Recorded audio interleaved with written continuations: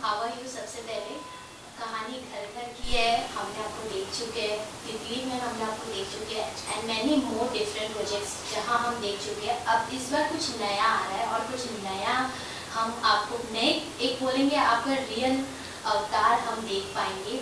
So first of all congratulations. Thank you so much. क्या कहना चाहेंगे जब आपको बिग बॉस के लिए फर्स्ट टाइम अप्रोच हुआ तो what was the thought running into your minds और क्या क्या चीज़ आपने सोचा और इसके लिए आपने हाँ कहा है? So is it any difficulty और it is challenging for you? क्या कहना चाहेंगे? जब मुझे पहली बार बिग बॉस का कॉल आया तो थोड़ा अनबिलीवेबल सा था। बात हुई कि बिग बॉस से बात कर रहे हैं, कैन वी मीट, ये वो। तो मैंने कहा हाँ ठीक है।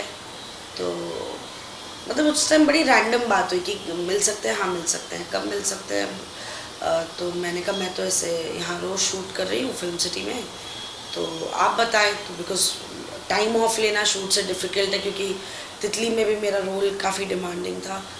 तो बोला यार ओके हम वहीं पे मिल लेंगे। तो मैंने कहा देन प्रेफरेबल लंच ब्रेक में मिलो कि मेरा काम भी असर ना करे, हमारी मीटिंग भी आराम से हो जाए।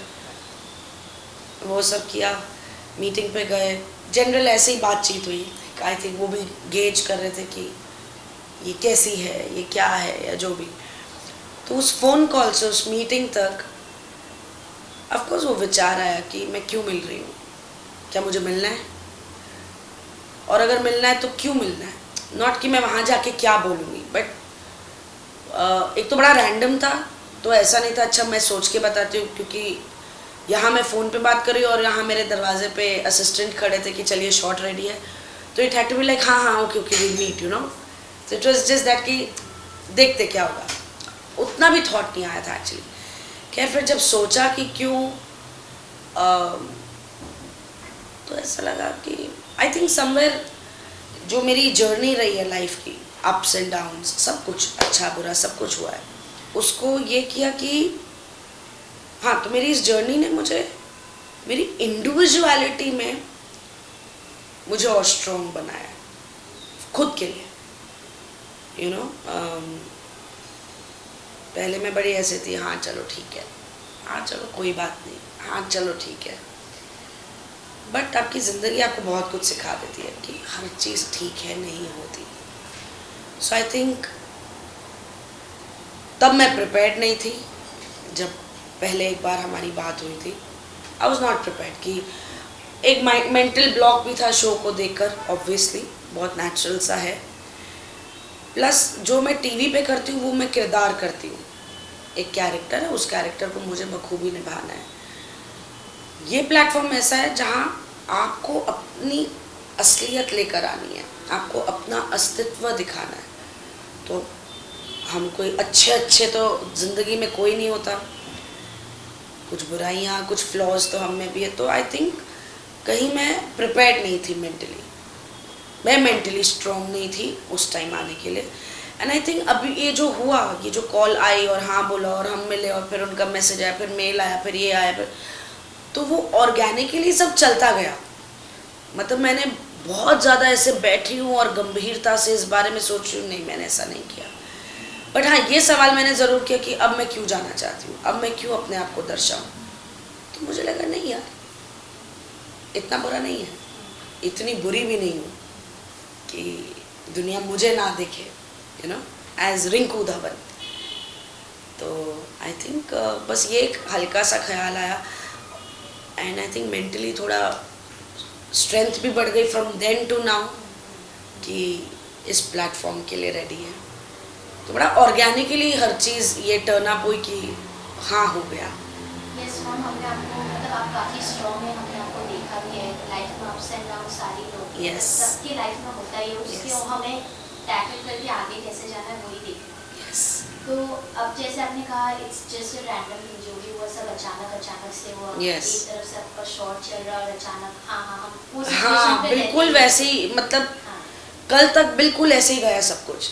मतलब there has been no time to, in fact जैसे यू नो उनके साथ इंटरेक्शंस हुए हैं उनकी टीम से, तो वो मुझसे पूछ रहे हैं आर यू एक्साइटेड, और मैं ऐसे बोल रही हूँ इट इज़ कॉल्ड एग्जॉस्टेड। कि मतलब मुझे तो मैंने बोला ऐसे मुझे शायद कई बार हम चीज़ों के लिए हाँ बोल देते पर हमें प्रोसेस नहीं होता कि हमने किया क्या है। तो मैंने कहा मुझे नहीं लगता कि मुझे वो वक्त मिला इस चीज़ को प्रोसेस करने का कि मैं कहाँ जा रही हूँ या मैं क्यों जा रही हूँ या अब क्या या ओ वाओ। मैंने कहा मुझे वो प्रोसेस करने का टाइम ही नहीं मिला है। सो इन शॉर्ट आज मेरा पहला दिन है जब मैं ऐसे रिलैक्स्ड हूँ।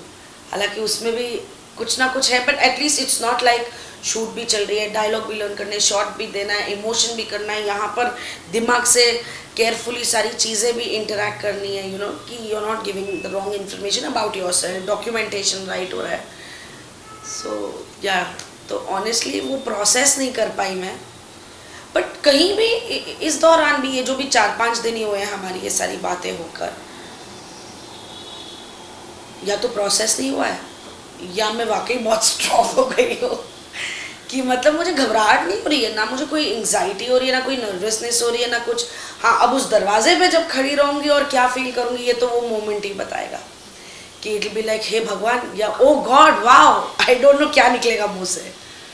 तो so basically you have to control on your emotions.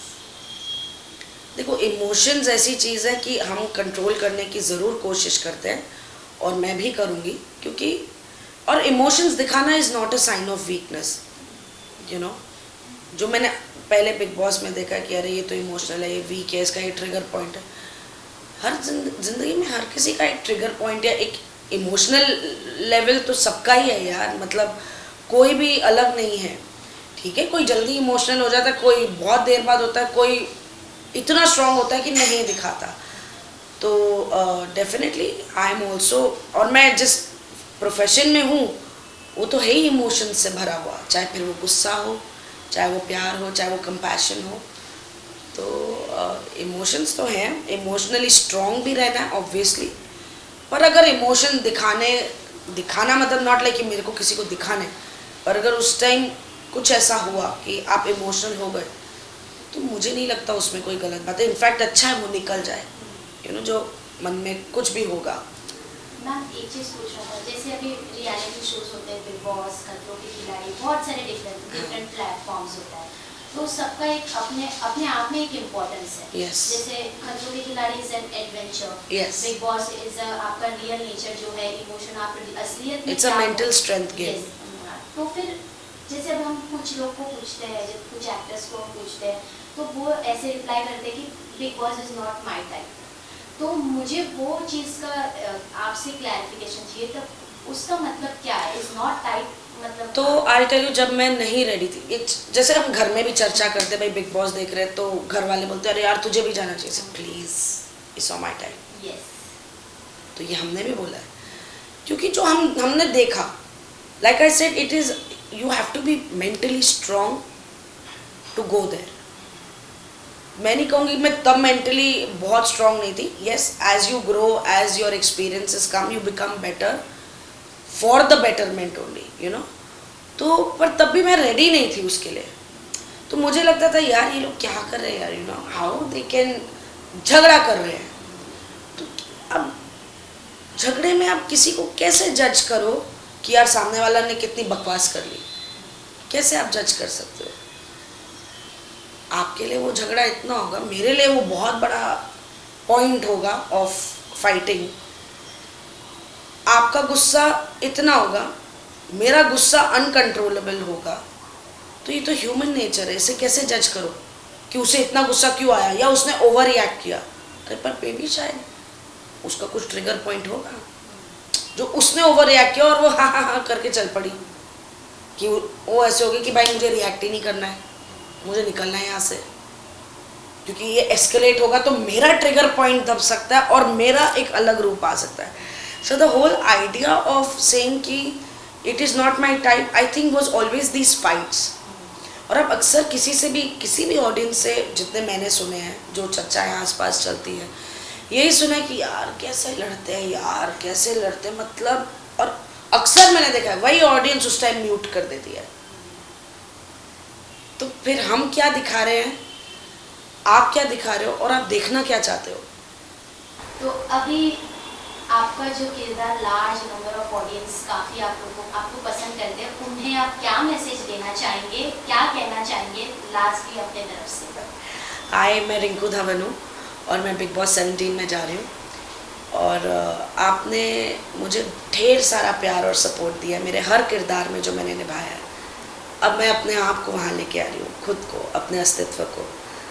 I hope कि मैं कोई दिखावा तो नहीं कर पाऊँगी, थोड़ा बहुत भी किया तो 10 दिन बाद मैं रिटेन नहीं कर पाऊँगी। बस उतना ही प्यार चाहिए, उतनी समझ चाहिए।